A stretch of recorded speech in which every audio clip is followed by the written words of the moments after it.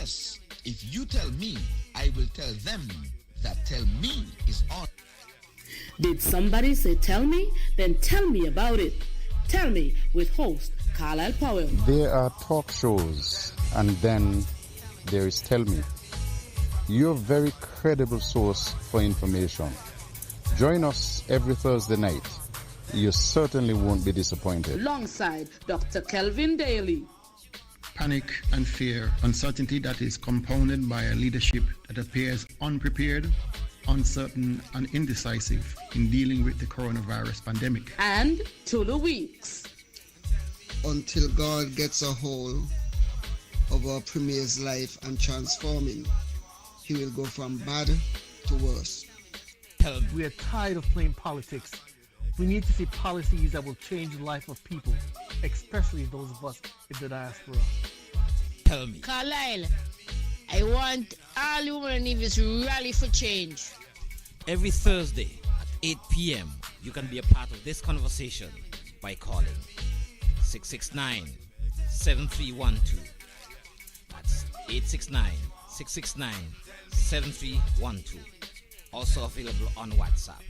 Or from the diaspora, 917-460-2187. Every Thursday night from 8 to 10 p.m. with host Carlisle Powell on 2020 Vision Radio and Facebook.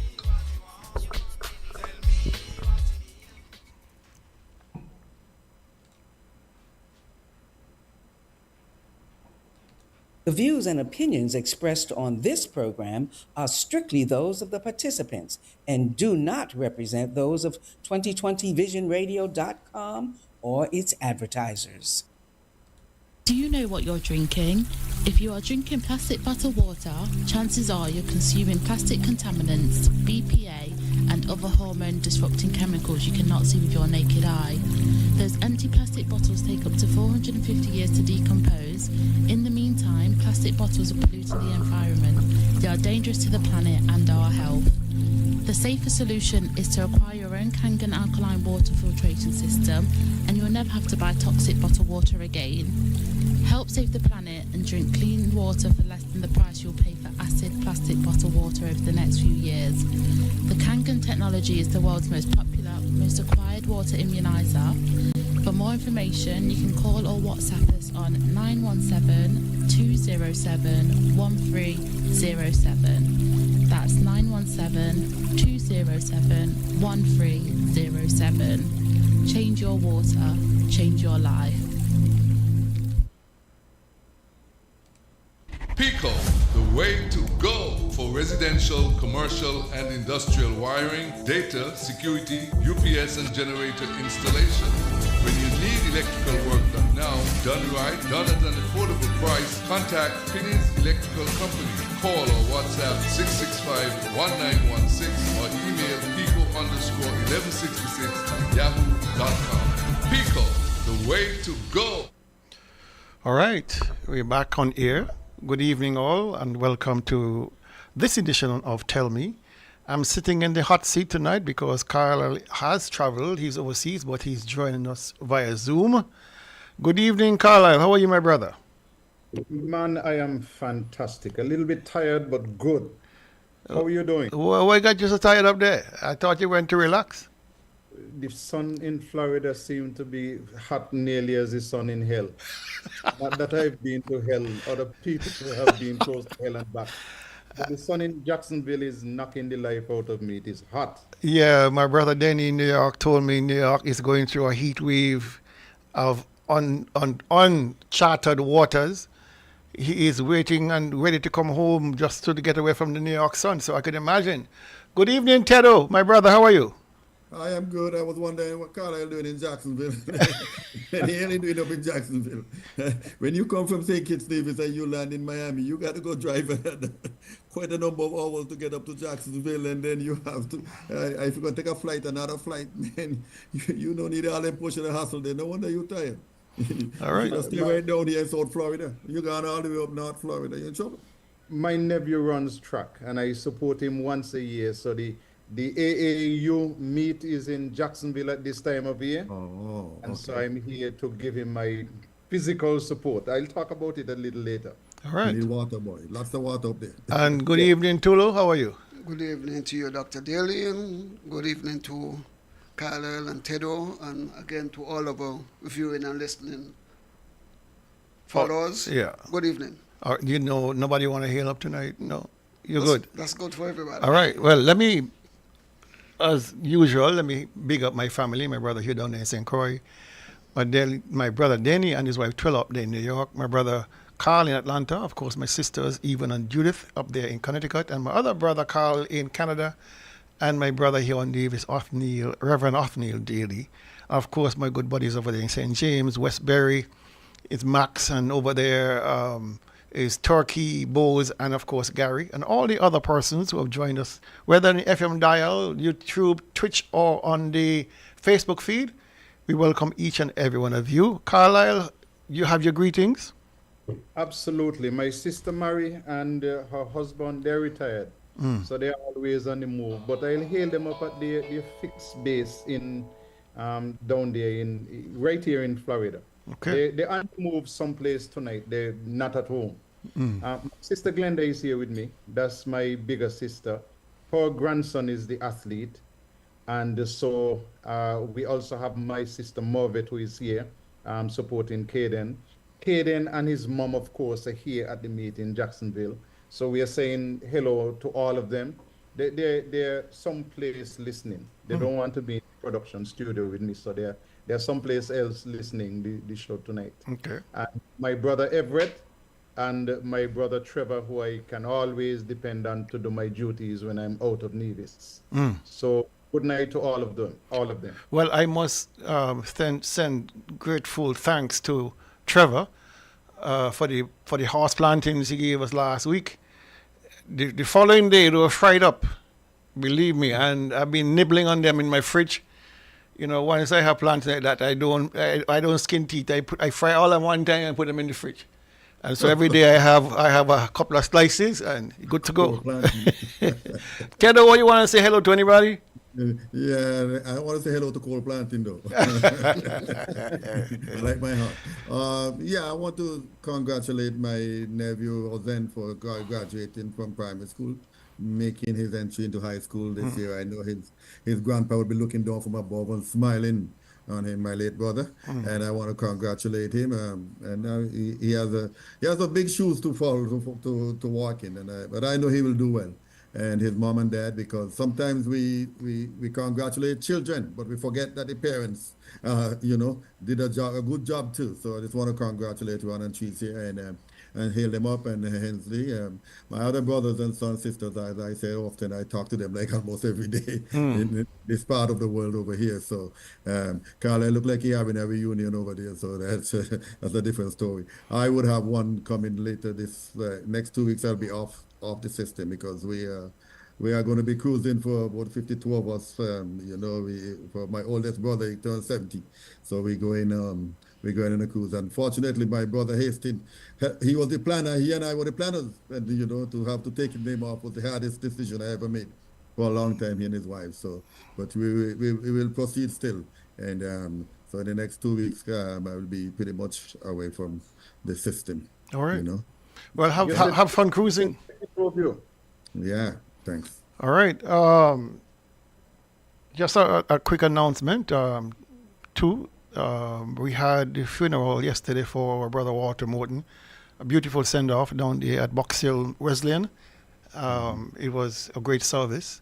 Of course, the engineer Lawson, our brother here, he's his dear brother, and so we had to show our support. The NRP choir sang lustily. Watch that too. Yeah, we did a fantastic job, I believe. Then today, I attended the other funeral of my fisherman friend from Bath, Gene James, better known as Teely. He would have been interned at sea today after this funeral up there at the Orley Funeral Home in New River. He actually in Maddens, but not Maddens, Eden Brown, but they call it New River for some reason. But anyway, so we had this beautiful send-off today for him. Tula was there for both funerals, sat next to me, and it was a good short service, and the family came out to support, friends came out to support. So we're all grateful that these two fine gentlemen received a warm send-off. Carlisle, we have birthdays. Anything on the list? Yes, Dame Marcella Liebert, who is a good friend of mine, her birthday, I think is her 72nd birthday, is today. And so we're extending best wishes to her. I have Mrs. Ramona Manners Wallace. That's Louisa's sister. She is celebrating today as well. Cousin Cassandra Lance comes up on Friday. The great lady, Mrs. Vernerine Isaac, will be celebrating on Sunday. Listen, there is not enough love that I can give to Mrs. Vernerine Isaac. She cooked the meal for my grandmother for more than 50 persons for the last at least eight birthdays that Mama spent on this earth. So Mrs. Isaac, she always has a special place in the hearts of every one of Martin Powell's children, the child left, the grandchildren, the great grand. We love Mrs. Isaac. I think the food helped. And listen, let me tell you something. If somebody tells me that Mrs. Isaac cooked something, I don't want to know anything else. If she cook it, I eat it. She's a fantastic cook. Fantastic. Absolutely. And then on Monday, Dr. Yvonne Joy Williams will be celebrating. On Tuesday, my brother Trevor will be celebrating. And on Wednesday, my good friend Patricia Reed War in Jamaica will be celebrating her birthday. So those are what I have on the list. Okay, I'm not seeing anything on my phone indicating that we left anybody out.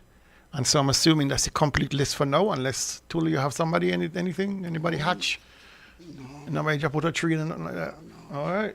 So I guess we're going to do the birthday song. Carlisle, you are about 2 seconds behind us. So I'm not certain whether you want us to start and you jump in when you get the tune, or... You go ahead. You go ahead. I sing like Hastings, so I can't sing. Okay. All right. Happy birthday to you. Happy birthday to you. Happy birthday, happy birthday. Happy birthday to you. And as usual from us in the studio, may you live to be 101 and us 101 minus a day, so we don't have to see you go. May God continue to bless you with good health, strength, and of course, wealth. I'm seeing a notice here that Sparrow turned 90 today, so we add him to the birthday list, courtesy of 2020 Vision Radio. The great Sparrow. Slinger Francisco. Still around, boy. Still around. Sounding good too. All right. I think yesterday was his birthday. Yesterday. Oh, somebody sent me says today. Oh. No, yesterday. Oh, yesterday. That's fine. All right. Mighty Gabby in Barbados did a wonderful tribute and sports match to Sparrow. Wonderful. Sparrow, doing good. Wonderful. Sparrow is now a saved soul. I think he got baptized.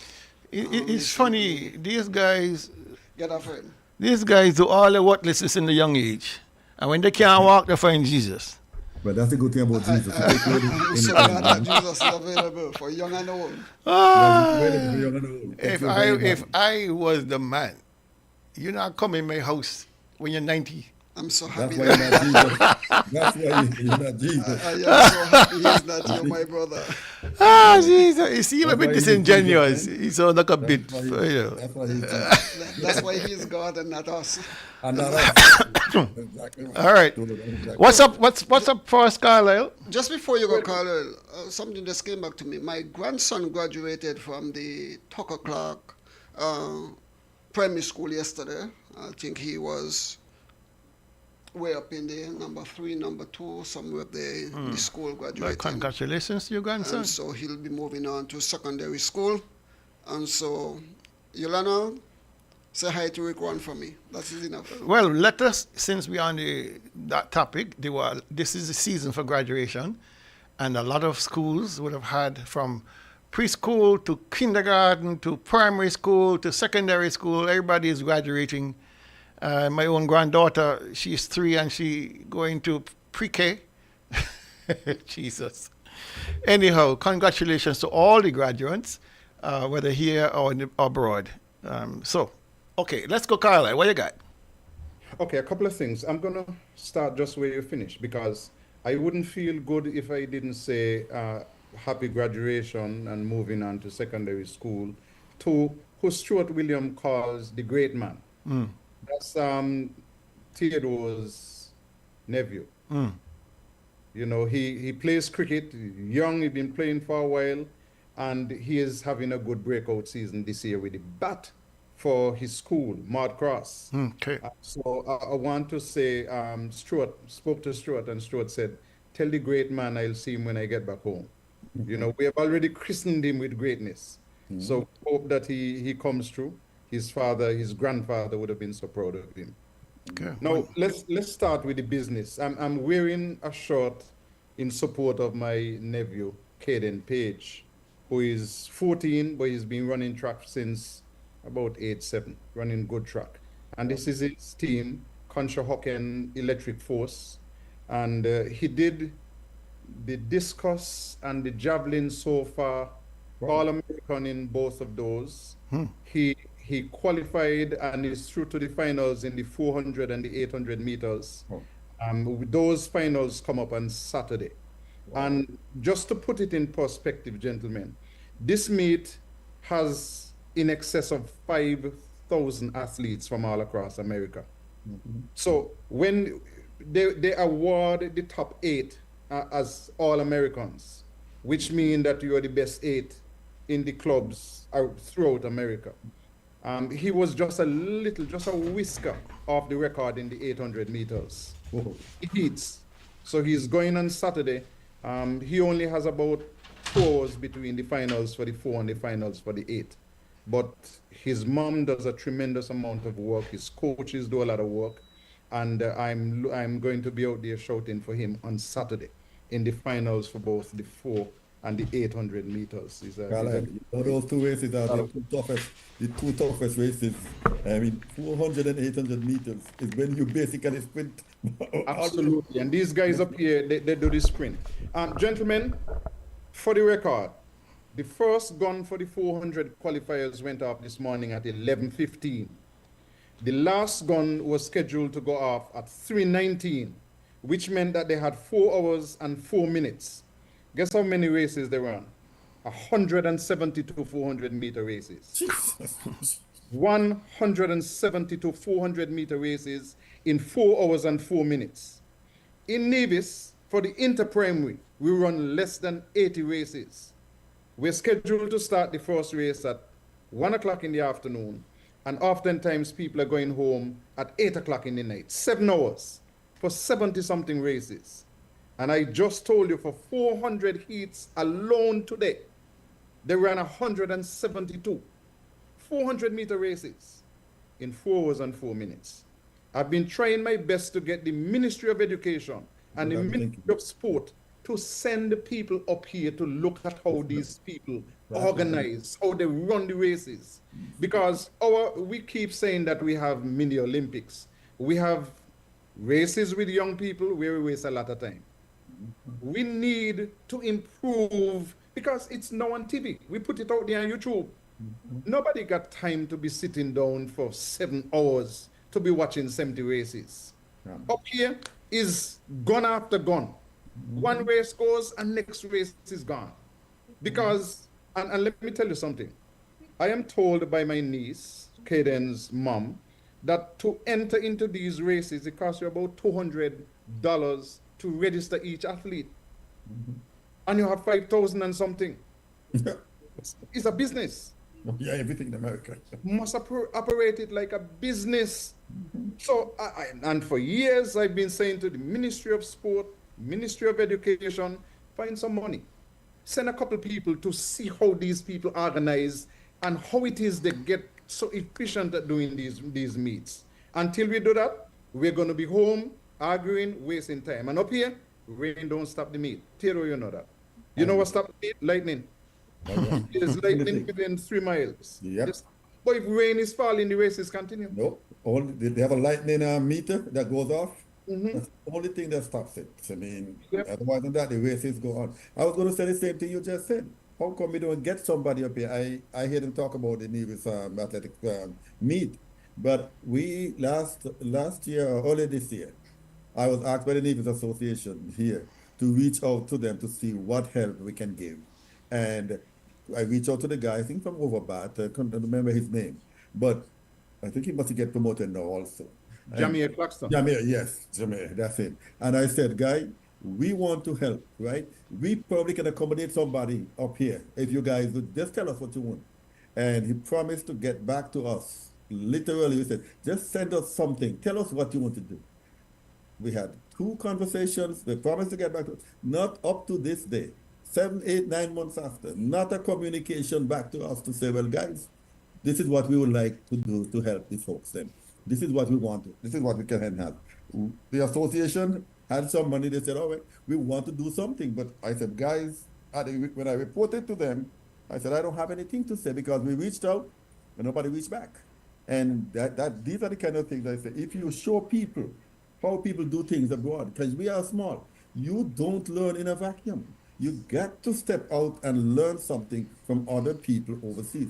These are the people who got all the resources and everything. You don't have all the resources, true. You probably won't never get them, but you modify and see how people do things. Watch them run. Watch them do things. I have not had not one communication back, even though I mean we have reached out. So I don't know. Listen me. I watched today. My nephew was in the last heat of the 14-year-old boys. But I went into the stadium to watch the 8 and under. Theodore, Daly, Tulu, I saw some little kids there, could not have been more than 5 years old, running the 400 meters. Never stopped once. When they came across the line, they were not falling down and asking for Red Cross to help them. Listen, in 3-4 years' time, these kids are going to be, very, very experienced. I looked at my sister Marv and I said, Marv, little kid can't be more than 4 or 5 years old. You see how steadily you ran the 400 meters? And at home, they're telling me that these kids can't run any more than 300 meters. And in America, they're running 400 meters. I mean, tiny little kids. Which kids? You know? You have to send the people out there so that they could get the experience. They could go back home and say, guys, maybe we need to expand this thing and encourage more people on a wider scale and be more efficient. It should be a part of the curriculum. Sport, if you want to be serious in sport, it has to be a part of the curriculum. It has to be a part of education. I mean, I long for the day when we could revamp the way our school is, so that our school has track. I mean, you have swimming pool, you have all of those things that our kids can make. School got to be more exciting. School can't be the same boring school 50 years ago when you and I went there. Because when a man comes to school now, where I work, them guys are swim. Them guys come in the morning. I get there 6 something, then guys there at 5 something already practicing. This is serious business. Guys are practicing swimming and all of those things. We have to get serious if we want to compete in the rest of the world. Otherwise, we will be forever left behind. Absolutely. So that's my little bit there for track, Dr. Daly. You must have a clip there where the Premier says that there is no knocking down of the inside of the hospital. You have that? Yes, I do. If you can start with that, and I hope you have the video, the proof of the knocking down inside the hospital. Let's start there. Let me play the clip first. Mm-hmm. All right. Or whether he been in a government, yes or not. Did we get some money? What? Why the inside of the building break down? Why inside of the building leak out? Mr. Mark, whether you talking about been in government, we not call you to tell you about he been in government. The building up there, the inside leak out. So tell us why. All right, caller, that is not true, and I tell you already, no call in here and tell no lie. The inside of what building leak out, as you say? No work has been done on the building since we closed off the job in 2020. So what leak out about the building? I mean, done with the foolishness. That's why I'm trying to encourage you. I mean, there was a time when you're calling on the radio, you brought substance. You got some people in your head now that tell you all kind of dunceness. Bad people are not dunce people, and bad people are some of the brightest people. So when you got people that make you turn you into dunce, Don't say those things because they're not true. And I'm trying to encourage you, trying to get you to, function at the level that I know you can function at. Stop let people got just chulo. You understand? That is not you. Do better. It doesn't look like the engineer loaded the clip of the demolition inside the hospital that the caller was referring to. But if persons are interested in seeing the clip, it's on my Facebook post. I think also Dr. Hodge and I think other people have it up. And if you're not on Facebook and you want to get the clip on WhatsApp, just send me a link and I'll send it to you personally so you can see the demolition going on for yourself. And so the premier was really long-winded last night, referring to the gentleman as a dunce and people using him. Listen, I've known this gentleman for a long while. And he's the first to tell you, listen, I did not complete high school. I came out of high school. But I'm glad I came out of high school because he knows of people who went to university and come out more stupid than they went in. This is a gentleman who has an opinion, who is quite intuitive, quite bright. You understand? And so I take great offense, great umbrage with him referring to the gentleman as done simply because the man asked him about, first in the instance, is Mr. Brand going to give a refund for the $1.9 million that he was paid, allegedly, by CCM to the design of the hospital?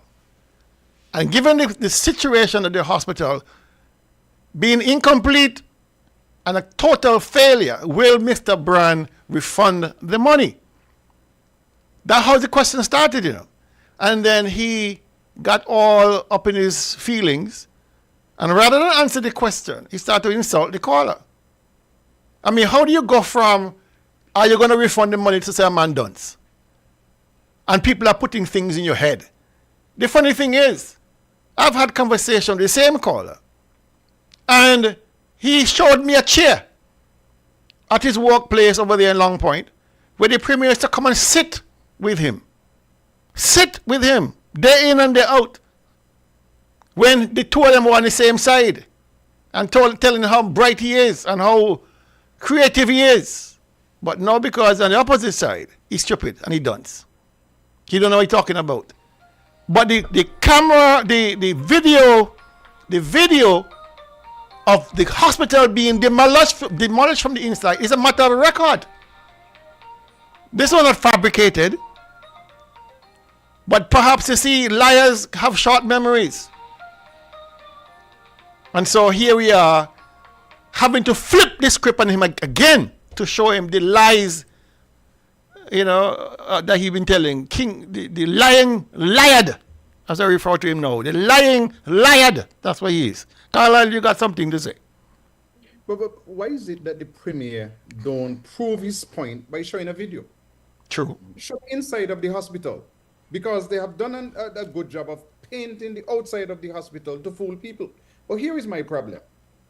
The premier should be very embarrassed to admit that since 2020, no work has been done on the hospital. 2020, 5 years. Mm.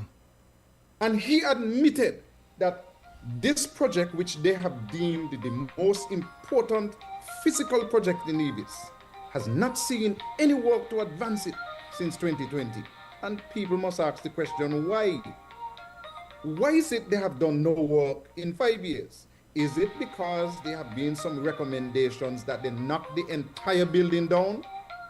Is it because recommendations have told them that the floor of the building that they imagined cannot work in this particular building? Is it because they have finished the $19 million and are now waiting for funding to complete the hospital, which will take another $20 million plus equipment? The premier ought not to get so upset with the caller. Well, we have a caller coming here. Let's take the call and then we come back to your Tedo. Good evening, you want to tell me? Good evening, Dr. Daly, Tulu, Carlisle, and Mr. Daniel, I am about to make the same point I was trying to call earlier that Carlisle was just referring to. I think it's quite telling for the Premier to say that nothing has been done inside that building in 5 years. That's quite telling. I would like to know if that building was completed and functioning, if someone would have admitted that they've done no renovation work, no upkeep, nothing in 5 years in this building. That's quite telling for him to admit that. I'm not even sure he understood what he was saying when he said that, or realized the gravity of it. But to admit that nothing has been done inside that building in 5 years is quite telling. All right. Not good at all. Thank Have a good night. Thank you very much. Yeah, go ahead, Tero. My question is, what do the people, the authorities, international organizations, PAHO and all the other organizations, what reports are available for you guys to see? Have those reports been made available? Is there a way to force those reports out of the government? Because they did some reports on that hospital. They made recommendations, some come from Maryland and some come from, I think it was PAHO and the others. Where are those reports? Who have access to those reports? How can you get those reports? What do they say about the building? Because it's really not a hospital. Based on what I'm hearing, is the building, because it is not designed the way a hospital should be designed. So where are those reports? All right, Tulu. I'm here. I'm not even worried about the 5 years that the Premier spoke about it. He did nothing on the hospital. It's the fact that, again, he tried to fool the people of Nevis and the world that there was no demolition work took place inside the hospital.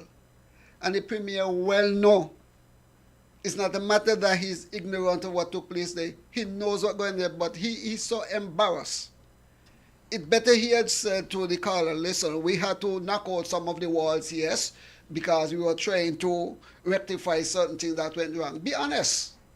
There was absolutely no need to attack the caller and to tell the type of lie that he told, because it's a fact. Yeah, and that's the sad part. Hundreds of thousands of dollars was spent on that hospital. Millions you're talking about. I'm talking about that was knocked out. Oh, the wall that was knocked out. Okay.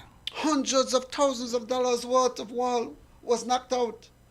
Everybody knows that east of the building, that there was a big pile of rubble was there, almost like a mountain, of walls that was knocked out of that building. And I think it's when Carlisle brought it up and began to show some pictures. They went and cleared them up, and I don't know where they dumped them, but they cleaned the area, because we were saying to people, go there, you look and you see the pile of debris. And quickly they move them. So he knows what is taking place. So why, I mean, it kind of, I listened to the tape several times to the gentleman, and, you know, this morning when I was flipping through looking for that file, a particular file of the demolition inside, I mean, you go through so many stages of emotion, because so much of our resources have been spent on that hospital since 2017, and then to see it being broken into pieces and dumped outside, and then you have this Premier lying through his teeth about no demolition going on inside. You know, they call it crazy, they call it stupid, they call it dumb. You know, Kibo, I wonder when family members of Kibo hear the Premier refer to their family members dumb and dunce and don't have a mind of his own. What kind of emotion these fellas go through? Because nobody can refer to my family as dunce and dumb and all this nonsense, and I still going to support them? I mean, it's a bit of a stretch. Anyway, fellas, that is the situation at the hospital. We're going to take a short break for our sponsors, and we'll be right back. Do you know what you're drinking? If you are drinking plastic bottled water, chances are you're consuming plastic contaminants, BPA, and other hormone disrupting chemicals you cannot see with your naked eye. Those empty plastic bottles take up to 450 years to decompose. In the meantime, plastic bottles are polluting the environment. They are dangerous to the planet and our health.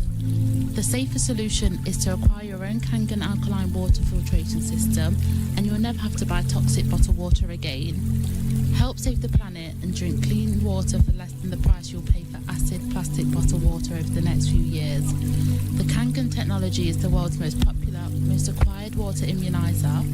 For more information, you can call or WhatsApp us on 917-207-1307. That's 917-207-1307. Change your water, change your life. Pico, the way to go for residential, commercial, and industrial wiring, data, security, UPS and generator installation. When you need electrical work done now, done right, done at an affordable price, contact Finney's Electrical Company.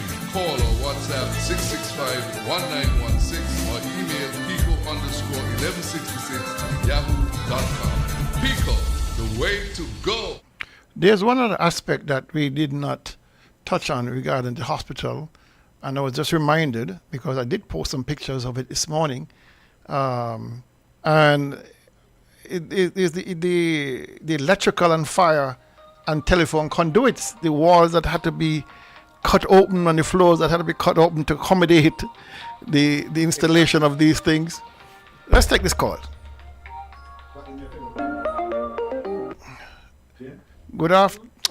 Good evening, Johan. Tell me. Yeah, good evening to the listening public. Good evening, sir. Good evening to you guys in the studio. Well, Mr. Man, right? He could rant and wave. He could still God come. I still going to question him and his stewardship. I still going to ask him what he doing for the country. So it's needless for him to cuss. That's why people afraid to question him. But let me say this to Nevis people. The nigger man, they know me, and me know he. So you waste your time. He could still God come. I still going on the radio program on Wednesday night time and question him. They come tell us about the hospital. They come tell us about the the $1.9 million. We need it back. The man ain't do the job. So we need back the money. So wherever they are here, Nevis people need back the money. Good night. All right. You heard it from the man himself. Nevis people need back the money, $1.9 million for a failed project. It's only fair that a refund is offered. An interesting part of the conversation that was on the program last night that we have not used yet, and it had to do with a question that the Premier asked Kibo. The Premier asked Kibo Carlisle whether when he fixes a car, the car does not work properly, does he refund the money? And Kibo said, of course. The Premier said, you lie. I mean, this has become a clown show. The Premiership has become a clown show on full display for the people of Nevis. It's embarrassing that a simple question regarding how government money is spent and the accountability and transparency needed to the general public. Instead, he's cussing callers. He's trying to offend and to belittle people. And clearly he's not working because he's dealing with the wrong kind of man. You understand? But it really is demeaning for the office of the Premier for him to be berating a caller, a taxpayer, by any definition of the word. And so it is what it is. Let's take this call.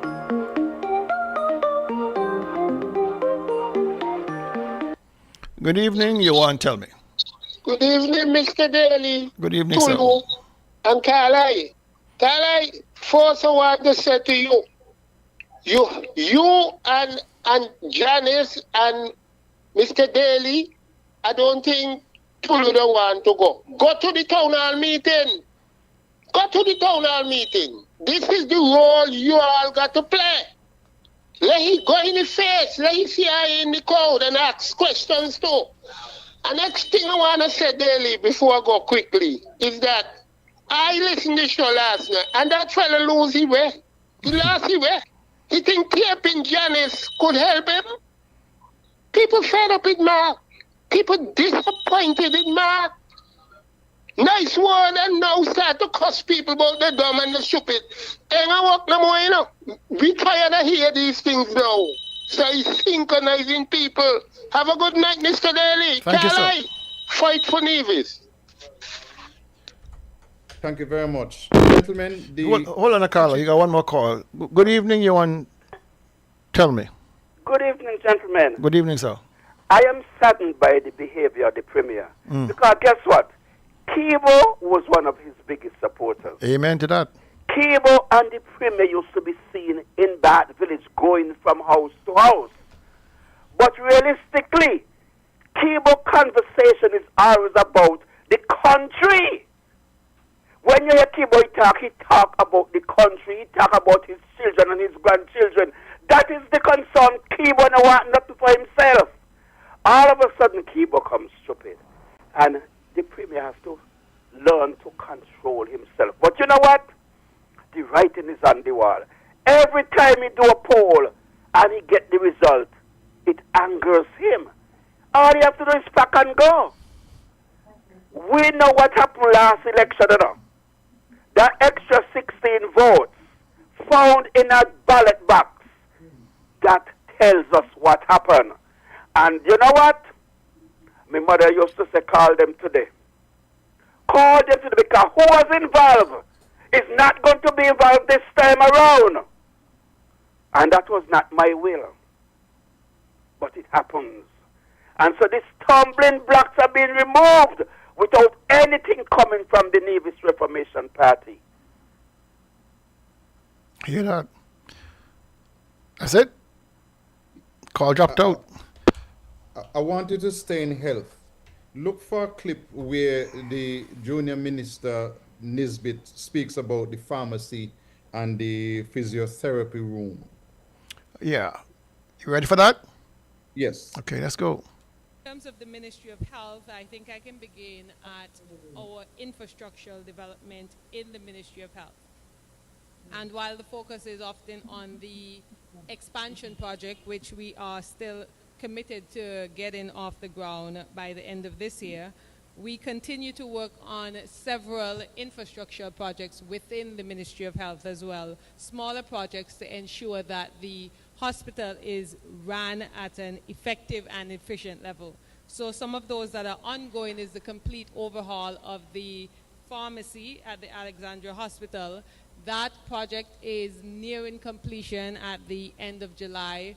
We have basically torn out all the structures inside and we have refabricated it with more environmentally friendly material to suit the environment, as well as redone the flooring with medical grade flooring. This will make it more conducive to both the workers and individuals accessing that facility. A similar project has started in the physiotherapy area, and so we are working towards also revamping and upgrading that area, as well as improving the ventilation in that space to make it more effective. Gentlemen, the two areas that were described, Minister Janelle Nisbet sound good. Yeah, if I follow Tulu, I would believe her. In my Christian self, I would believe her. But you know that these two areas are the two areas which were infested by mold? Same two areas. You know that what she's saying, that they're revamping and this and that.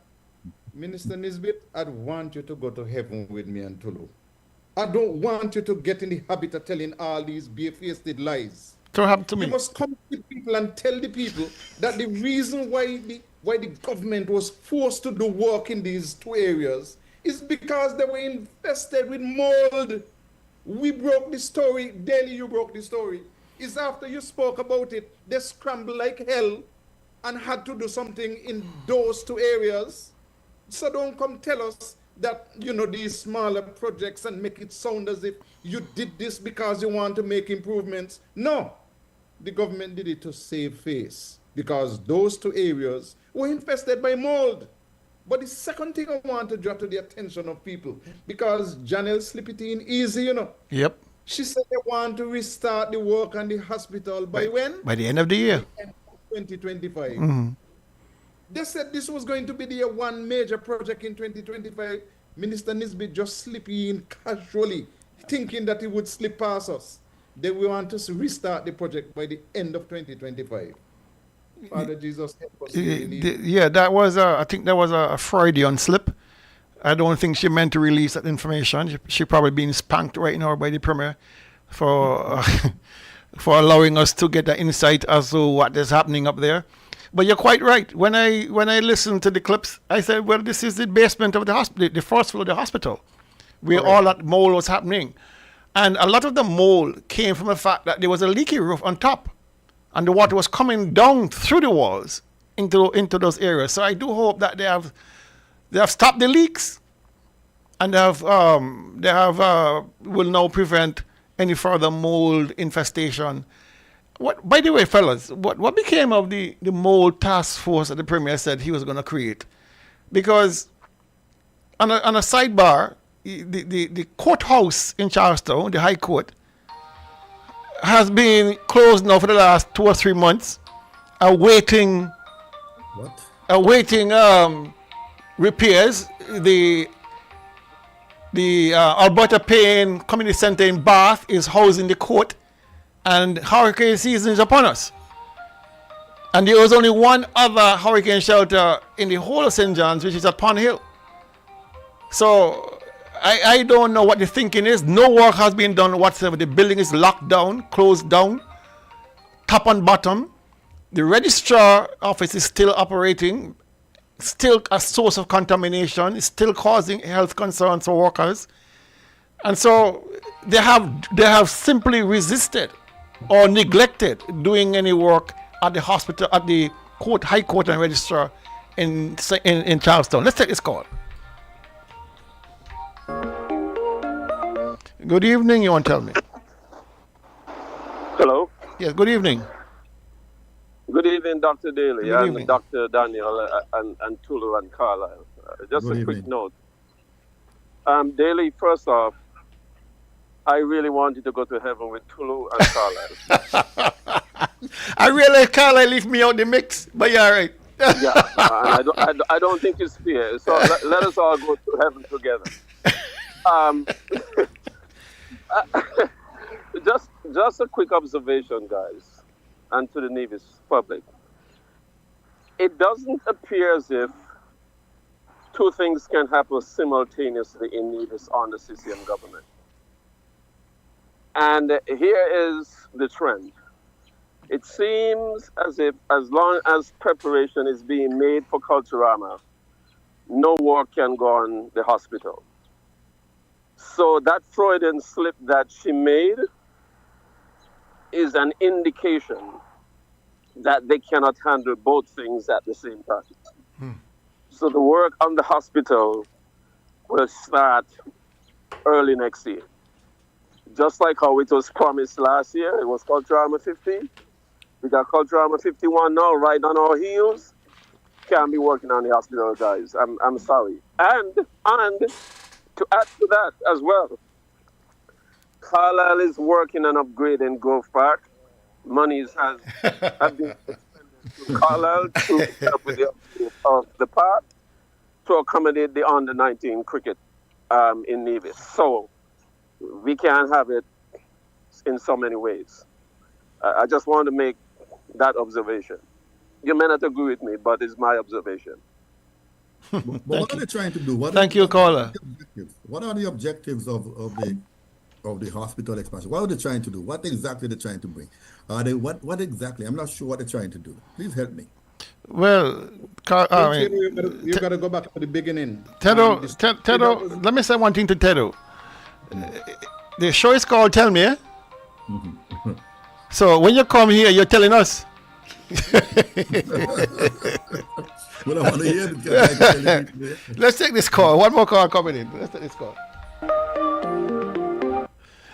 Good evening. You want to tell me? Good evening, gentlemen. Good evening, sir. I have to disagree with that previous caller who said that the CCM administration is not capable of doing 2 projects at one time. That suggests that he believes they're capable of doing 1 project. You got a point. And I question that. And the next thing, glowing report of the pharmacy being refurbished with the right environmental materials and blah, blah, blah. Right? But tell me something. A drop shed that actually has medication in it is more useful than a state-of-the-art pharmacy that don't have anything on the shelves. So when we have this new pharmacy, will they actually be painkillers and bandages and whatever inside it? No. So really and truly, it's only a physical structure. I think they're doing it to save face, like Carl had said. The criticisms have been severe that they've closed off the bottom floor of the hospital, and so they're trying to find a way to reintroduce that space into the operation of the hospital. But your point is well taken. Before the move, there was no pharmacy, there was no medicals, there were hardly any things in the pharmacy for the hospital to use, much less patients. After the move, I suspect the same thing going to continue. So what is the real point here? It's the most important thing in a pharmacy is not the shelves and the flooring. No, it's the medications. It's the medications that are stocked in the pharmacy. Yeah. I mean, we all know the cases up there, horrendous cases where patients, the family of patients would have to bring their own medication because of the shortage that is so often the case with the pharmacy. It's just a tragic administration, a tragic Ministry of Health that is overlooking all this nonsense. And for the minister, the general minister, get up there and talking about, refurbishing the pharmacy without talking about how you're going to stock it. It's kind of counterintuitive, isn't it? I guess it's the same as building a fire station that can house a fire. Thank you, caller. Thank you very much. I see you edging your mouth. I know you want to jump in long time. Go ahead. I'm waiting for Tedo. Tedo is asking questions. No, well, Tedo, go ask question. You got something to say. Ask the question because the people, what exactly are you trying to achieve exactly? If I'm going to put up a building, what do I plan to do? And there must be some kind of time span. What exactly am I trying to do? What's my time frame here exactly? And how far, what is the budget? How far over budget have I come? Have I gone so far? What are you asking about? The hospital extension? Yeah, or the hospital well, extension. Let's take this call. Good evening, you want to tell me? Yeah, boy, Daniel, the man don't achieve what they did want to achieve, with that, If Nevis people think that their man intention was to build any hospital in the line, that wasn't the intention. They don't achieve what they wanted to achieve. And they need to come clean with us because some of us know what they do. And we can talk. Good night. All right. Tulu, go ahead now. No, before you begin, Tulu, I thought we had committed the cardinal sin in healthcare in Nevis when we allowed that machine to rot on the grounds of the hospital, the dialysis machine. I thought we couldn't get no worse. To me, even the people who were all against it. Some of them who developed the conditions and so on subsequently died because they had to go over to St. Kitts for dialysis and so forth. I thought that was the cardinal sin in healthcare. I didn't know it could get any worse than that. Okay, Tulu, go ahead. On the system, everything will go from bad to worse.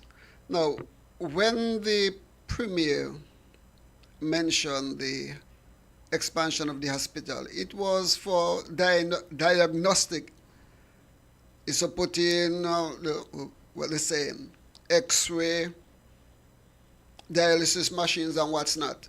Then it changed from that and it went up to they're going to be putting wards.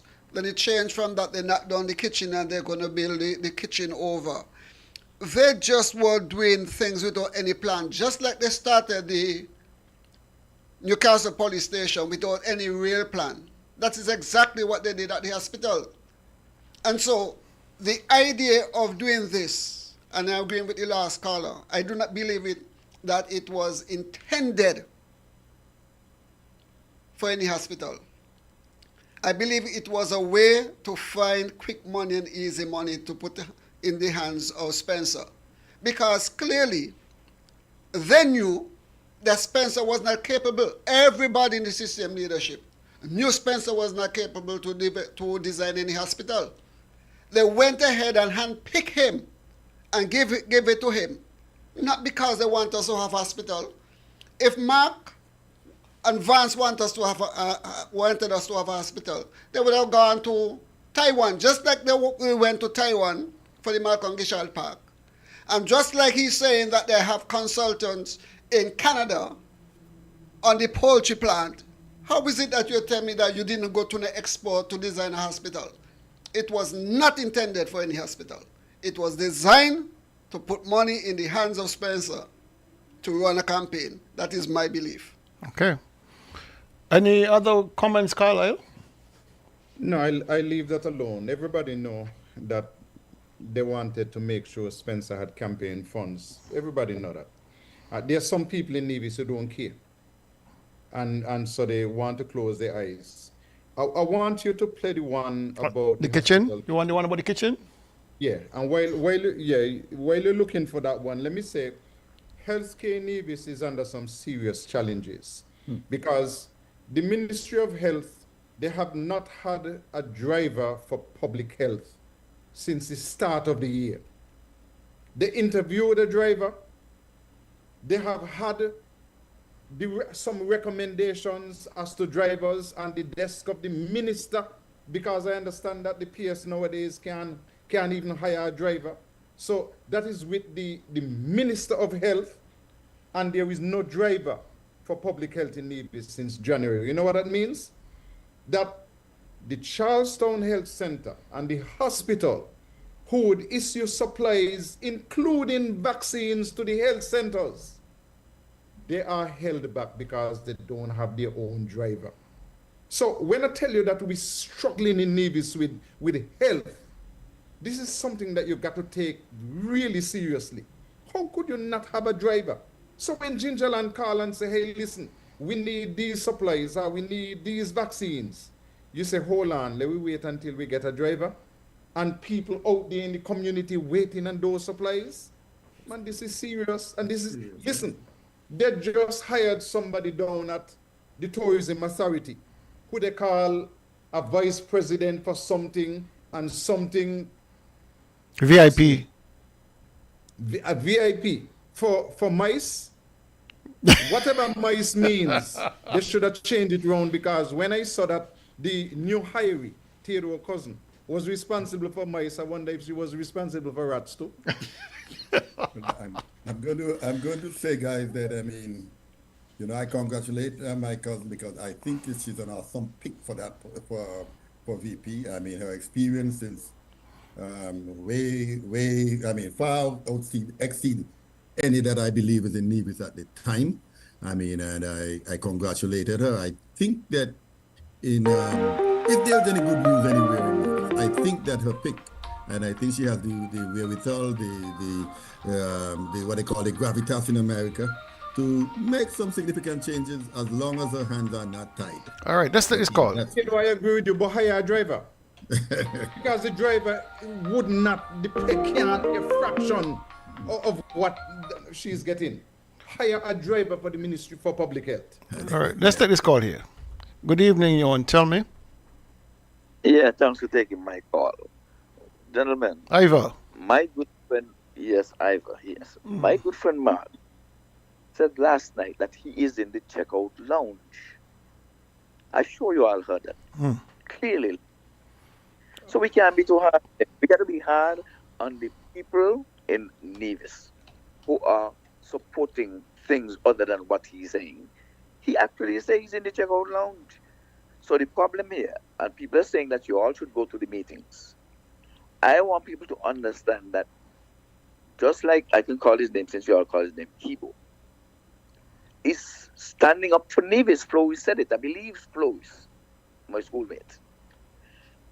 I have not heard the guy say he is not a CCM or he has now become an NRP. So people must follow in his footsteps. I'm not asking them to leave their party, but vote your conscience. You could still be a CCM member and knowing that your party is not doing any good, and go ahead and vote for the other party, which is NRP.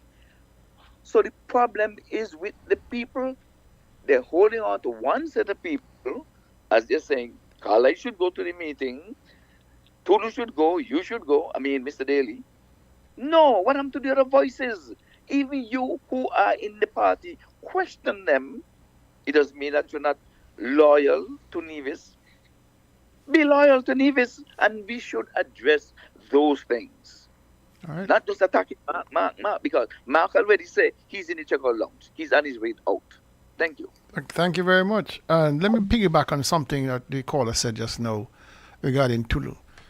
Tulu is not NRP. That might come in a shock to a lot of people. Tulu is not a NRP. Neither was he a CCM. Tulu believed in Mark Brantley's message. He believed what Brantley was telling him. That was true. Kibo believed. He's not a party hack. He's not an activist for a party. He wants the best for Nevis, and he always speaks in those terms, and that is why he's so believable. That is why people trust him. All right? And he has never sworn allegiance to any party, neither CCM nor NRP. Even when he was out there with CCM demonstrating, he was with his friend, Brantley. He was with Brantley. And to hear him talk about the things that he and Brantley used to do together regarding political activism, he always speaks in the personal text. This was my friend. I believed in this man. That's true. Never once he was a CCM soldier. Never once will he be ever an NRP soldier, because he's not like that. He's simply a conscientious objector to what's happening in this country. So that is that. All right. What's next, Carla? Stay with the hospital. Kitchen? Because I heard some news about the hospital kitchen last night. Later one. Okay, here it goes. We've been working on the Alexandria kitchen project for some time, and that project has been more or less completed for quite a bit of time, but we have been delayed slightly by global issues that we have very little control over on the island of Nevis. So we have now secured the transformer, which has been the missing piece for that project, and we are working on the installation of that. And so you can keep your ears out shortly for the fact that that aspect of renovation, which will house a brand new kitchen, new equipment, as well as offices and facilities for our nutrition and dietetics. Wow. Listen to me. They have been working on the kitchen at the hospital for years, not months, years. So for the minister now to come at the town hall this week to tell us that global issues kept them back. What are the global issues? Some dead presidents. Dead president, you know what I mean by dead presidents? US dollars. Yeah, no money there. Buying the last piece of equipment in US dollars. So global issues kept them back. Then I had the money to buy it. Simple as that. A transformer, you want to think that a transformer kept back the hospital kitchen from being completed for years? But they spent well over, from my sources, they spent well over $80,000 on the Music Fest tent down there in St. Kitts at the expense of the Nevis taxpayers. And, you know, these are the kind of frivolities that get me really angry. That you have a hospital in limbo, having to cook down at the Flamboyant home, transport the food up to the hospital, to the wards, to be shared. I mean, it's disgusting. It's disgusting that you have no priority in regards to what the hospital should be doing. A kitchen is a central focal point of a hospital, just like a pharmacy, just like a theater. the nutrition of the patients. And to have this kind of delay for years, it says a lot about the commitment of this government to healthcare in the island. But why does the hospital need a transformer? In this day and age, I bet you that Neblek have transformers in the area of the hospital. For the cricket that we are having at the park, they brought in an electrician, they brought in my brother Garfield, and he turned the whole pavilion 110 to 20. Instead of 220, you want to tell me that they couldn't find anybody to make sure that 110 power is available throughout the hospital, including the kitchen, to work all the things that need 110 current? So they waited for years to get a transformer, a step-down transformer, for years. I could have lent them one of mine.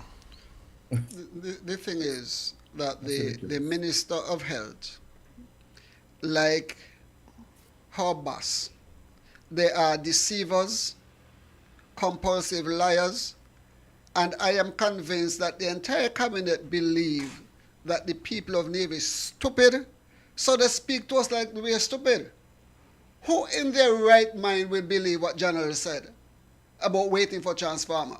The fact remains that the government broke a long time ago. It's a long time now they hasn't done anything on the hospital or the kitchen. The amount of money they spend doing all sorts of foolishness. If they were truly interested in having that kitchen up and running, the kitchen would up and running. It's not priority for them. Nothing in that hospital is priority for the government. It goes back to the $167,000 that the Taiwanese gave to the government back in 2018 for dialysis.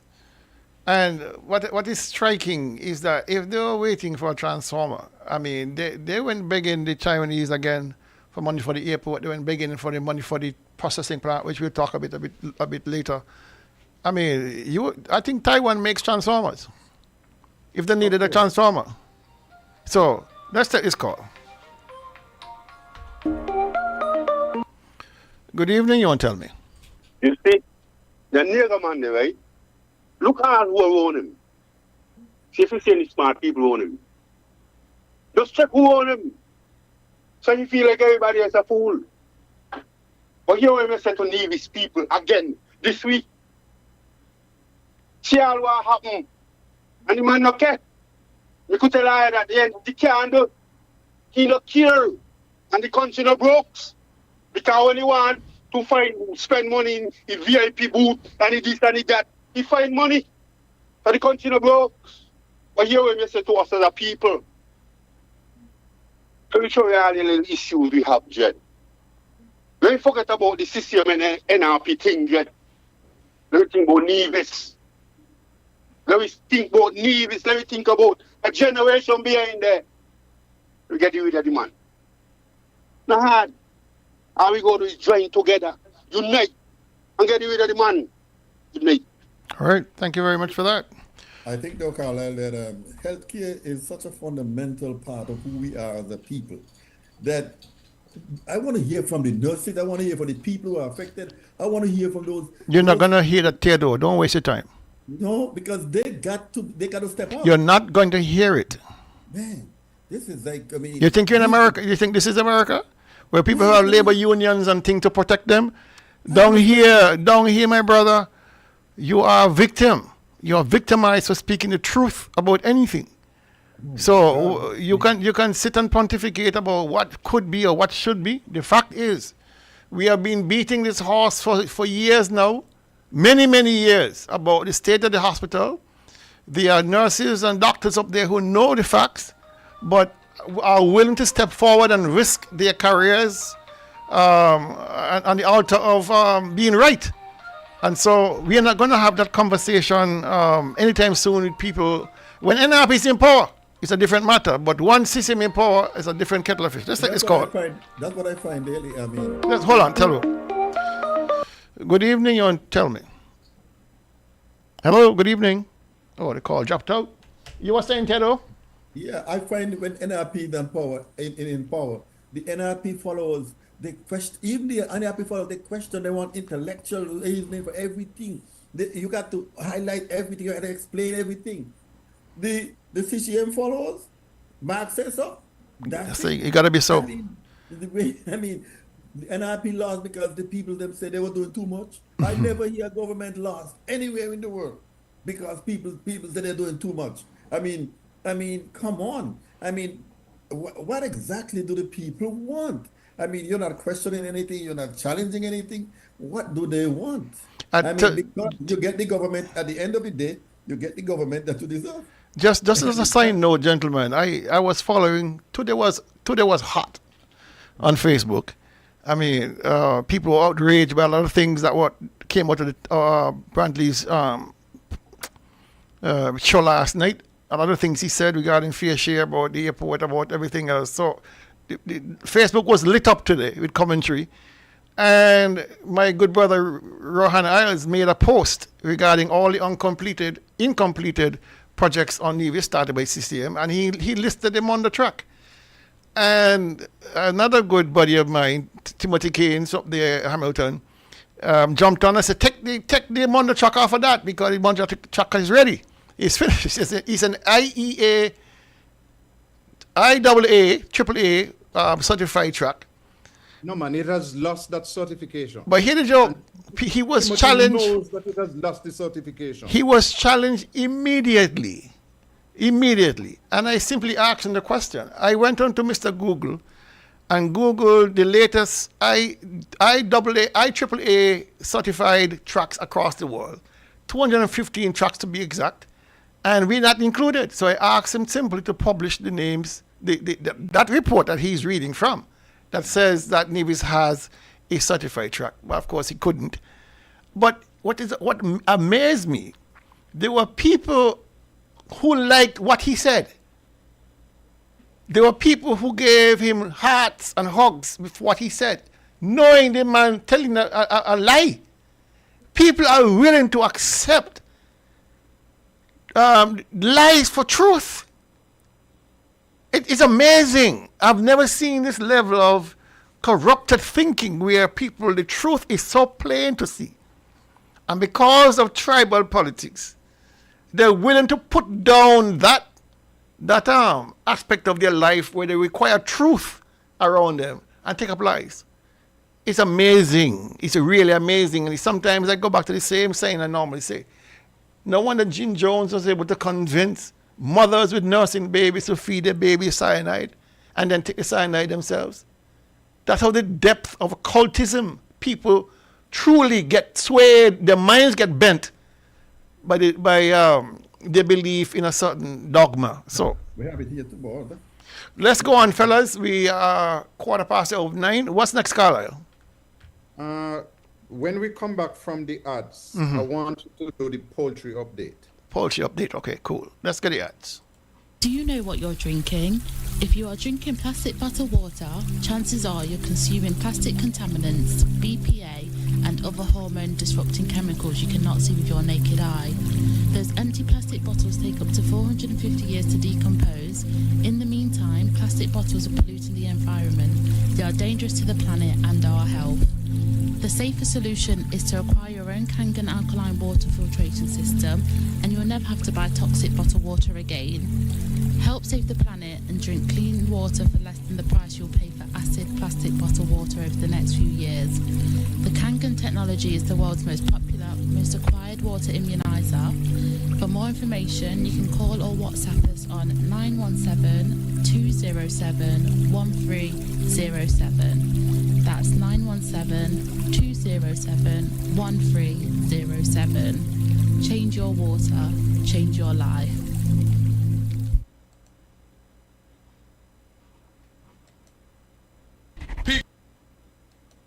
Pico, the way to go for residential, commercial, and industrial wiring, data, security, UPS and generator installation. When you need electrical work done now, done right, done at an affordable price, contact Finney's Electrical Company. Call or WhatsApp 665-1916 or email pico_1166@yahoo.com. Pico, the way to go. The way to go. Let's go. Today, the Honorable Eric Evelyn reported that the long-awaited poultry production facility is now in sight. And that we expect that construction is going to start in earnest, not in a matter of months or weeks, but hopefully in a matter of days. Hopefully. And that is because we have decided to go with a Canadian company who's bringing in their personnel and expertise to build this facility for us. I want to thank the cabinet team. I want to thank the Honorable Eric Evelyn. I want to thank the Honorable Spencer Brandt, who was instrumental in making the arrangements. Our legal advisor, Helen Lewis, who was instrumental in finalizing the contractual arrangements. And I also want to thank our dear friends, Republic of China, Taiwan, and the Taiwanese ambassador, my brother, Ambassador Lin, because they helped in terms of the financing of this project. And so when the minister reported, the Honorable Eric Evelyn, today, that the project is due to start in earnest, I said, praise be to God. We're talking about construction, which is perhaps going to be 6 to 8 months. But what it would mean, that if all goes well, by very early in the new year, we should start to be able now to start to process local chicken at a central processing facility that will allow, one, new farmers coming into the arena producing chicken, and two, better quality chicken for our people to consume. All right, you heard the man. That in a matter of days, the plant will be, the construction will start and should finish by the end of the year. Thanks be to God. You know, before I jump in, let me take this call here. Good evening, you tell me. Good evening, Dr. Derry. Yes, sir. I have a question for you. Are you well versed in this agriculture stuff? I'm not that well versed, so I need your expertise on this. But it sounds to me a bit like the pharmacy. Because you're gonna build a chicken processing plant, right? Mm-hmm. How many farms are there on Nevis that are set up to produce broiler chickens? Good question. How much growing mash is there in the supply office? So to have the facility is absolutely useless unless you have chickens to be processed. Mm. And if you have a big processing plant and it will process all the chickens in one day, what do you do for the next 2 months? Close down, sit down. Go clean the equipment. It'll be nice and shiny so people can go and look at it. Mm. So this to me sounds just like the pharmacy. Mm. You build a nice facility, but it's not fit for purpose because what needs to go in there ain't going in there. You don't have it. Okay. So how many farms would it take to supply a facility like that? Well, they said they can process 800 birds per hour. So in a half a day, they'll process all the chickens on Nevis. That's the laying chickens, right? No, the broilers. We have broilers on Nevis? We got a few. Okay. About a 500 or 1,000. All right. Okay. Oh, this makes a lot of sense. Yeah, makes a lot of sense. Thank you, caller. Okay, go ahead. Let me say this. All right. I have not heard in any of the conversations by the Premier or by the Minister of Agriculture, Evelyn, about anything about waste disposal or having any EIA done for a plant that is supposed to be processing thousands of birds. What become of the waste? What become of the runoff, the water from the slaughtering? What becomes of the blood and guts and all of that good stuff? What EIA has been completed? They had enough time to be doing all of that to satisfy the requirements, or do they need an EIA at all? But what of the disposal mechanisms that they have in place to deal with now tons of new additional animal waste. But to the point, the processing plant, they say, going to start forthwith. I find it very interesting, though, that for 2 years now, since May of 2023, the Premier informed us that because of the complexities of the initial design, that they didn't have the funds to do it. He said the same thing in 2024, that the design cost too much, and then, of course, the minister was busy with Culturama and therefore could not do it. We're now learning for the first time that they have now turned their sights to Taiwan to fund the processing plant. Well, it doesn't take much of a rocket scientist to figure out, well, why didn't you do that 3 years ago when you were starting the project? If you know you didn't have the financing, why not then seek out the Taiwanese before you got in trouble, before you had all these unnecessary delays, before all the broken promises? Taiwan seems to be the go-to bank for the Nevis Island administration these days. I'm not certain whether this is a loan or a grant. He has not indicated either one, whether they're lending us the money or they're granting us the money. I'm not certain which one is it. He didn't make it clear. I think he was deliberately unclear for whatever reason. But I find it a bit unsettling that every time this government is unable to raise funding through their own means, here come the Taiwanese. What are they getting in return? What are they getting in? You scratch my back, I scratch your back. What is it that we're trading away? What is it that they're not telling us about this arrangement between us and the Taiwanese? I mean, they're being quite helpful. I'm not going to be slapping a man who's giving me a couple of dollars. But we must understand the full picture. These embassies are business places. And they would want reciprocal treatment. For whatever reason, we already have a $5 million loan for SEDU, the Small Enterprise Development Unit, which borrowed a couple of years ago. We are paying them back 2% per year on that.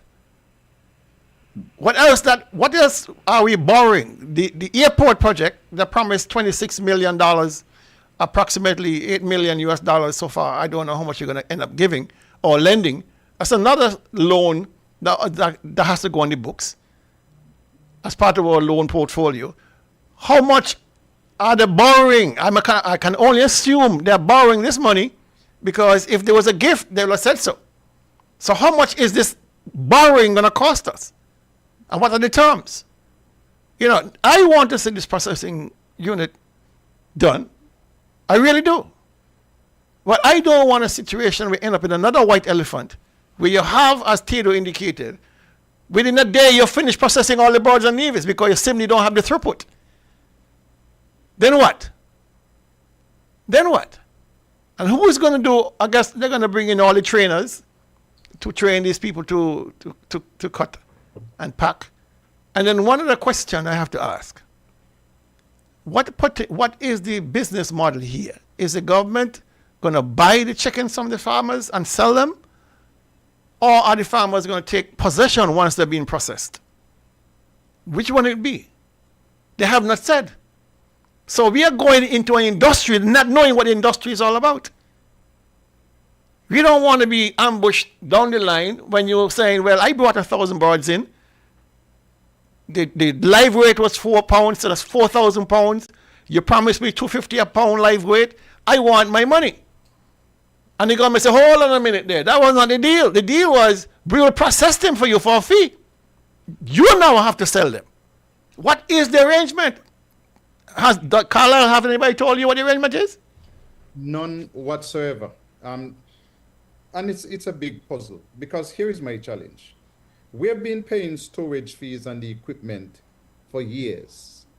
In that time, we have made absolutely no headway in terms of getting land for farmers, sourcing the chicks for the farmers so that they can begin the process or learn the process of how they are going to be able to supply these birds to the the poultry processing plant.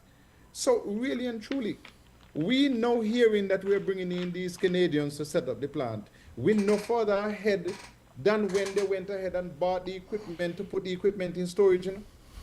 Who are the farmers who are going to be supplying this? Because in 6 to 8 months, you're talking about February of next year, February, March of next year. The plant, according to the Premier, will be ready to receive what birds? You said you have about maybe 800 to 1,000 birds and nevis. So if the plant open at 6 o'clock in the morning, by 8 o'clock they finish all the birds and nevis. So what do they do for the rest of the lifetime of the plant? You have to get farmers. It's like you tell a man, hey, listen, I could supply you with all the mangoes for your pulp machine. And then you find out that the man only got enough mangoes for you to process in an hour. But you already spent thousands getting the machine. What do? This government is making no effort to make sure that there are birds available to be processed. That is the whole trick. And I know the contractor who had put in a bid on the plant. I know the gentleman who did the estimate. The contractor is a capable contractor. The gentleman who did the estimate is among the best in the business. This is a man who could tell you how many bags of cement he's going to take to plaster so many blocks.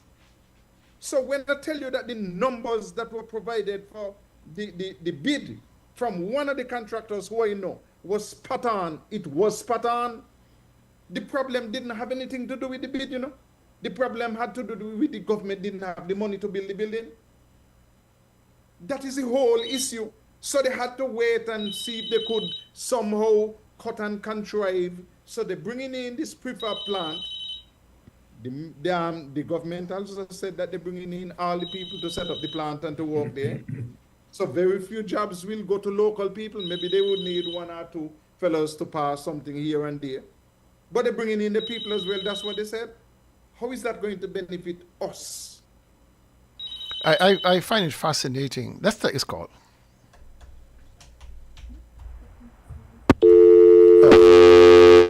We lost that call there. I find it very... Oh, here you come. Good evening, you tell me.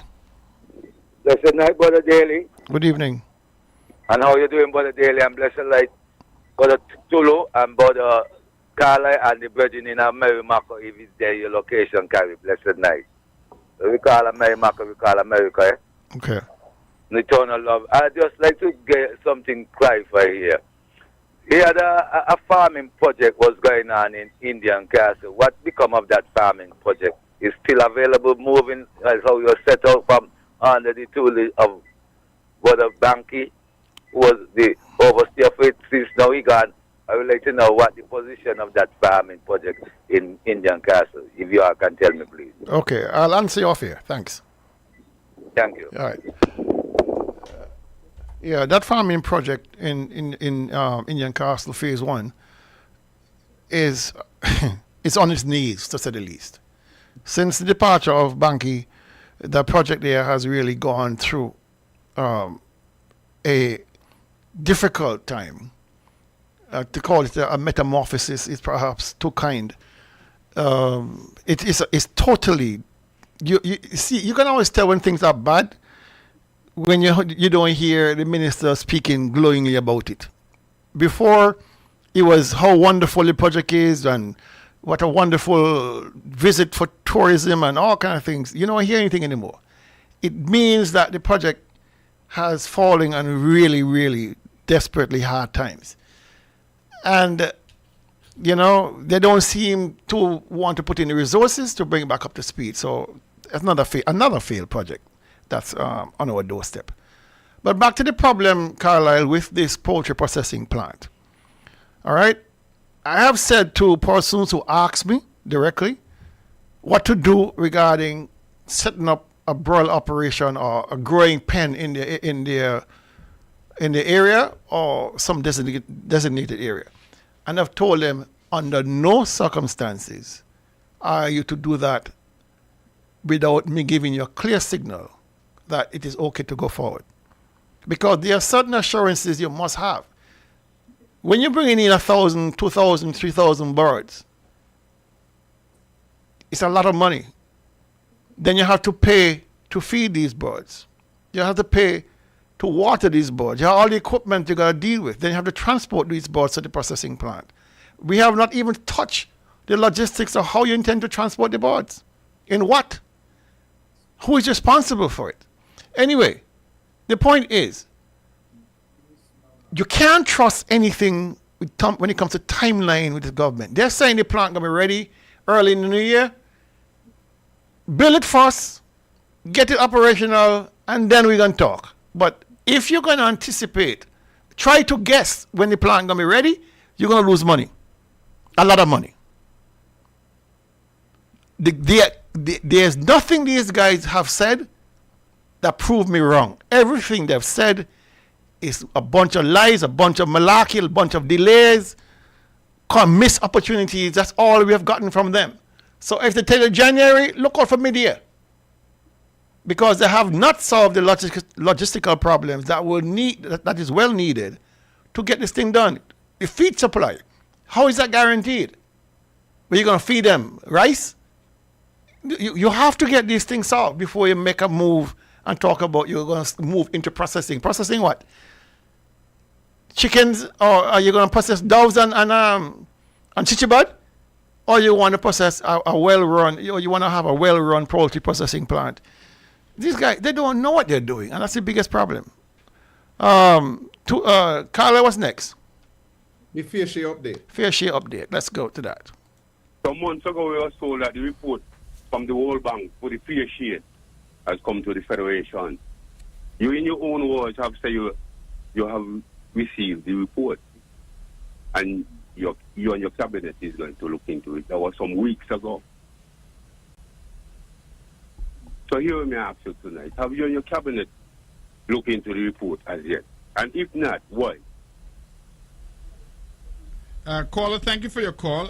The cabinet is still considering it. In fact, I will tell you that today at cabinet, we usually meet on a Wednesday, and that was an agenda item to be discussed today. Unfortunately, we had something that intervened, that interrupted us from doing that today. But that will be on the agenda for us to discuss at the next cabinet meeting. And so, absolutely, we are looking at it, and it's a matter that will receive our fullest attention.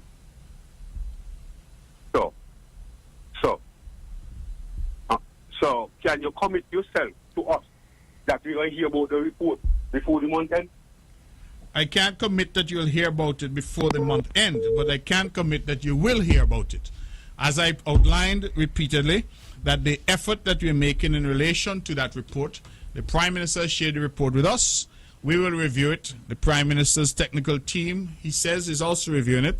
And then we hope that the NIA as cabinet can meet with the federal counterparts to come to some decision in relation to that matter. So there is still some discussion to happen on it, but I can assure you and the people of Nevis that this is a matter that is receiving careful consideration, because there are long-term implications for doing this and doing it correctly. And so that is where we are currently. As I said, today we were supposed to consider it. It regrettably could not happen, but it will happen, God willing, in the very near future. We would hope to have it on the agenda as the first item for next Wednesday's cabinet meeting. So you certainly will hear something, caller. I can't tell you that you'll hear it before the end of the month. If we can get it done by then absolutely. But you will definitely hear once we've deliberated and come to a position. Carlisle. These guys have had this report for months. They have given every excuse why they cannot get a chance to discuss it. The Premier traveled. Minister Brand had special anniversary. He went overseas. The Premier had to go get a haircut. One of the ladies in the cabinet had to go get her hair done. Zook fingernail was hurting him, so he had to go and get them polished. Eric had to go and play a music festival. But they have not had a chance to discuss the fair share report. I mean, this is something that was campaigned on 2017. You want to tell me that fair share was so important that he got the whole Nevis CCM people to rally and vote for him. And now that he got the fair share report, he can't find time to sit down and discuss it. They can't call a special cabinet meeting to say, let us now sit down and discuss the fair share report, since every member of cabinet has had it for months. And the next thing we are going to hear is Biculturama coming up, so we ain't had no time to discuss it. And then Independence coming up, and then Christmas coming up. Kibo should have asked whether or not they will find a chance to discuss this report in cabinet and report to the people by the end of the year, because clearly there are things in the report which are displeasing to Mark. There are things in the report which they did not expect to be in the report. And so as a result of that, they're afraid to come to the people, to say to the people, these are the recommendations in the report. And we are uncomfortable with these, but we have to face you with the hard truths. The problem is that Mark has managed to get himself trapped by the same report that he wanted, the fair share report. And he has nowhere to move. He don't know whether to go left, right, because he is not in a position to upset the Prime Minister. Prime Minister got him by the ball, squeezing hard, he don't know what to do. That's the problem with him. Well, you know, he doesn't need to. He's not a handful. So maybe between his thumb and his small finger. Let's take this call here. Good evening, and tell me. Yeah, Carla is right. Nothing in the suit like you know, benefit nothing. Mr. Bosin no benefit nothing. I ain't never been there, boss. Let me tell you this, you know, we don't hear nothing about the fair share. But I could tell you this, he could cost. You don't talk about what for the program too, you know. But I still don't question him. You tell us about the fair share. Good night. All right. When was the last time the Premier come on his show and said, we are going to have the official opening of something, of a project, and it should come here? Because all I'm hearing is promise, extension. I want to know, okay, guys, I told you guys this was going to happen. We open it. Join us for whatever celebration. I mean, when was the last time you guys had one of them that the Nevis people could say, I supported CCM, I voted for them for this, and I am putting on me dandan, and I'm going down there to sit down, and I'm going to sample the little food and everything, because they give me it and they put it in there, whether it's air conditioner or not. They provided some jobs for me. When was the last time you guys had that? Because I somehow I don't get the impression that there is any of this. But what I find fascinating about the Premier's commentary on this fair share is that for the last 2.5 months since he had a report, like Carla indicated, it's been one excuse after the next. But there are such things as special settings or sittings of cabinet. Cabinet is not prescribed for any day. You are the Premier, you can call cabinet at any time. On any day, multiple days, if you choose, because you are the Premier, you're the head of cabinet, you're the chairman of cabinet. And so if you're saying the Wednesday pose a problem for you, why not the Tuesday or the Thursday or special sitting on a Saturday or a Sunday? You are the head of cabinet. You call the shots. Your soldiers show up to discuss in full and in detail the contents of the report. But I have a sneaky feeling, gentlemen, that they already had the discussion. Of course. They already had the discussion. How difficult can a report be that you need this level of, this amount of time to decipher a short document talking about how to share? You have the Constitution to guide you on the pro rata population basis. You have what was done for Katak with the VAT. You have scenarios.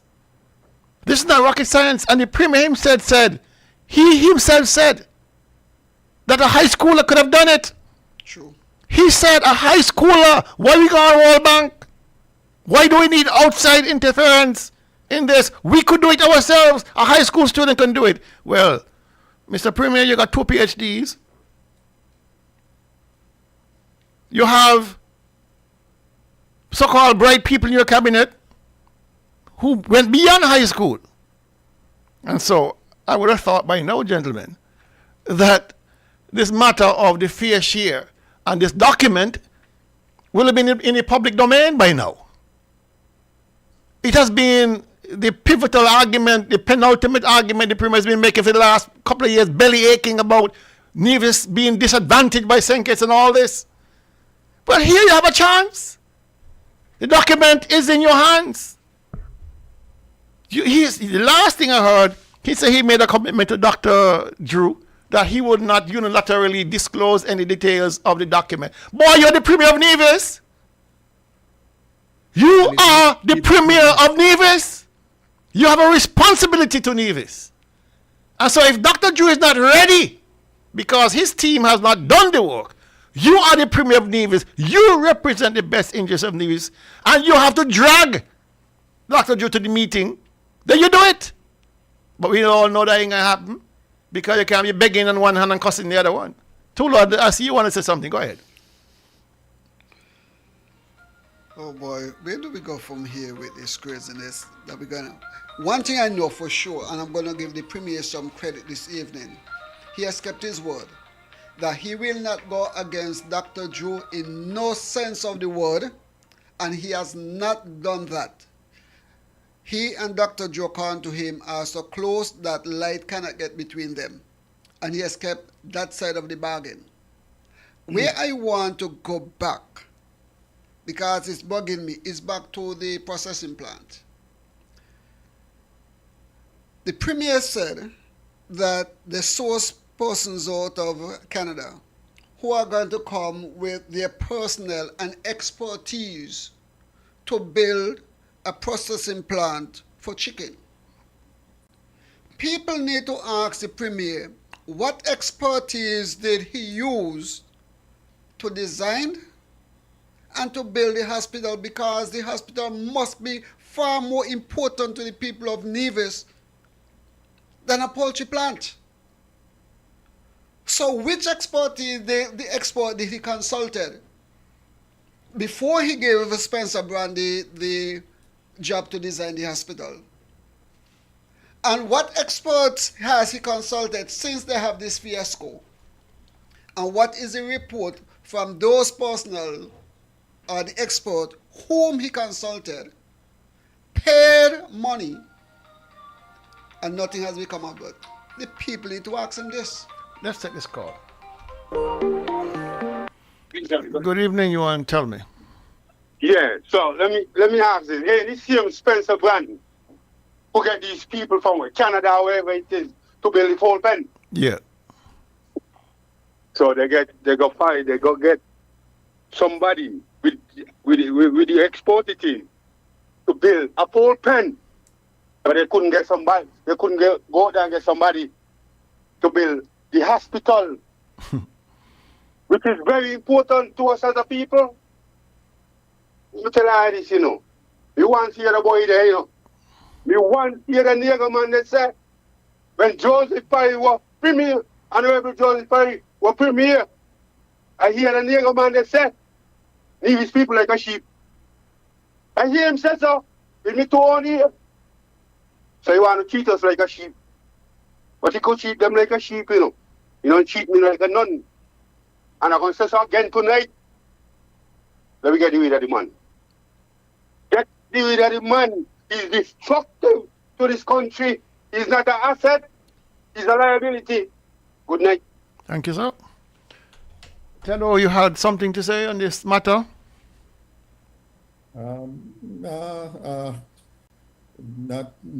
Not really. Okay, cool. Carlisle.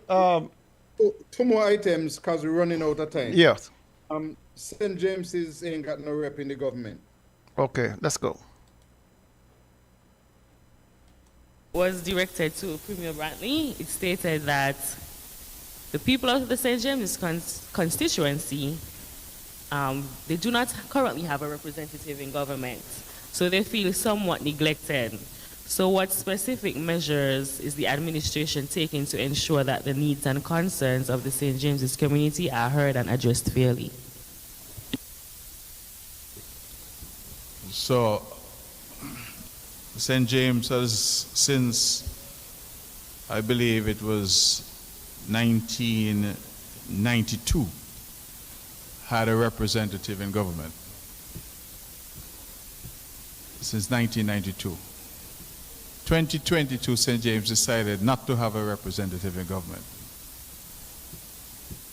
St. John's decided to continue to have a representative in government.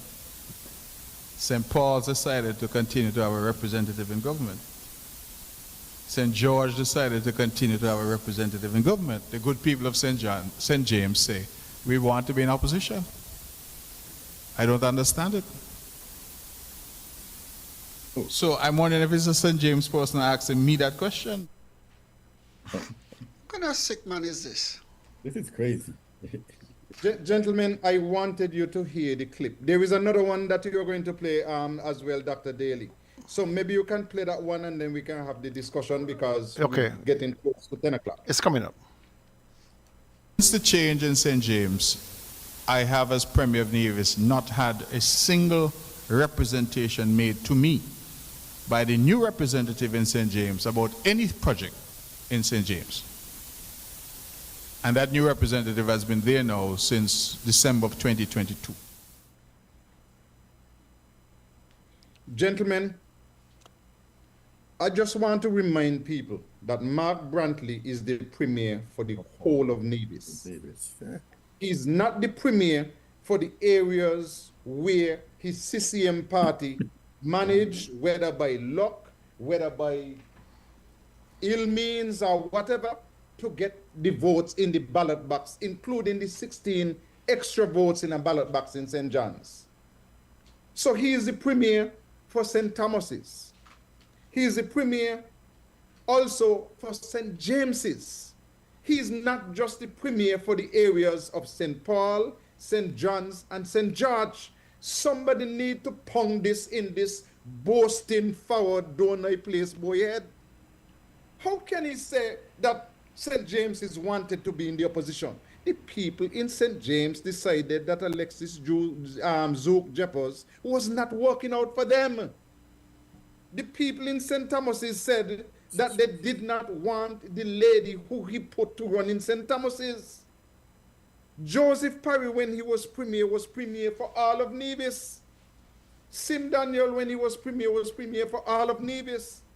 We seem to be able to elect in Nevis CCM people who, if your area did not vote for their candidate, they said, we're going to punish you. So St. Thomas's has been punished for a long time. Mark just confirmed at the town hall meeting that he's punishing the people of St. James. And how can he come with this dancing, nonsensical thing that the representative has not sent anything, made any recommendations to him?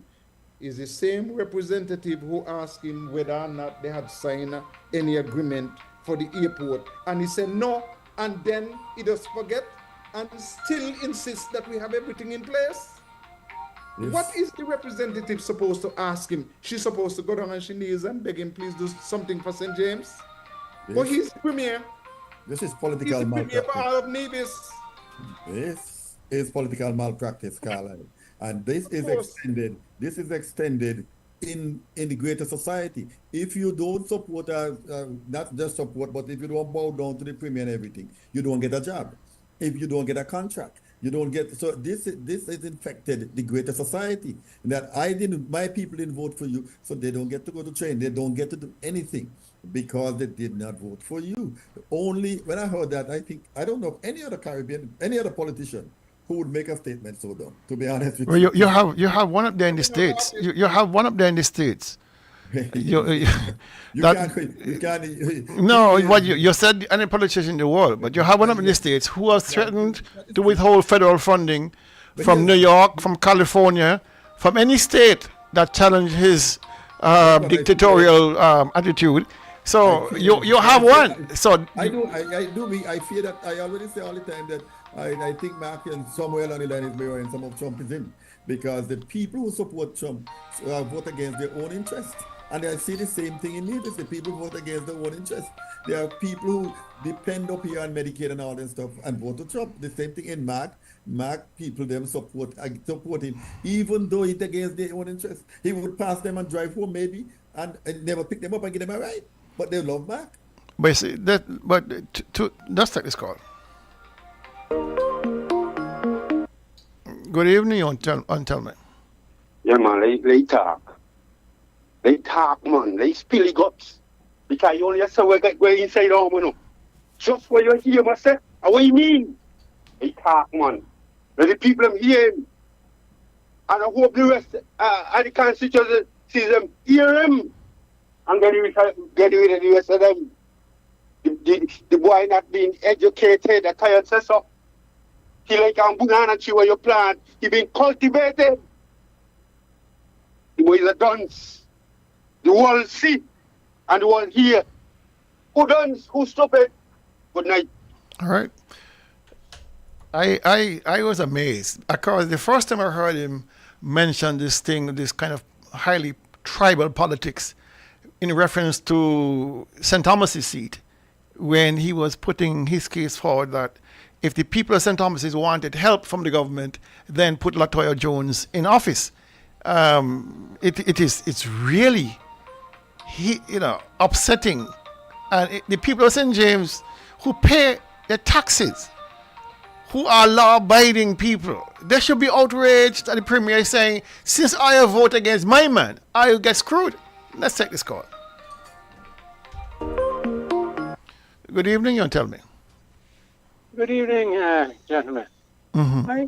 I hate to contradict our Premier, but I'm shocked at his lack of recent history knowledge, because he said St. James had a member of government, elected member of government since 1992. Mm-hmm. So wait a minute. All of those members from 1983 come forward. They want members of government. So they only had elected members of government since NRP won power in 1992. The history states that St. James, as Phineas Griffin, Arthur Evelyn, they were all members of government because the NRP formed the government. Mm-hmm. So in fact, St. James had an elected member as part of the cabinet since 1983. Did the Premier not know that? Or is it a deliberate error? Well, I think he was trying to make a point that if I want to get anything from the government, you better vote for Zook.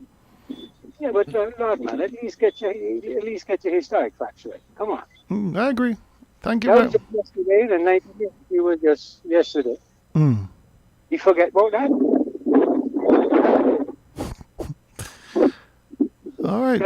He has a convenient member. Thank you very much, caller. Yeah, this issue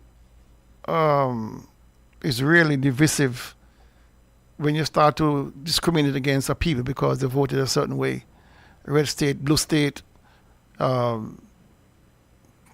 yellow state, red state. I mean, blue versus green. No. Once the elections are over, you treat people with respect. Once the elections are over, you look to see the greater infrastructural problems the counties, the parishes are having, and you address them. You do not go by who voted for you.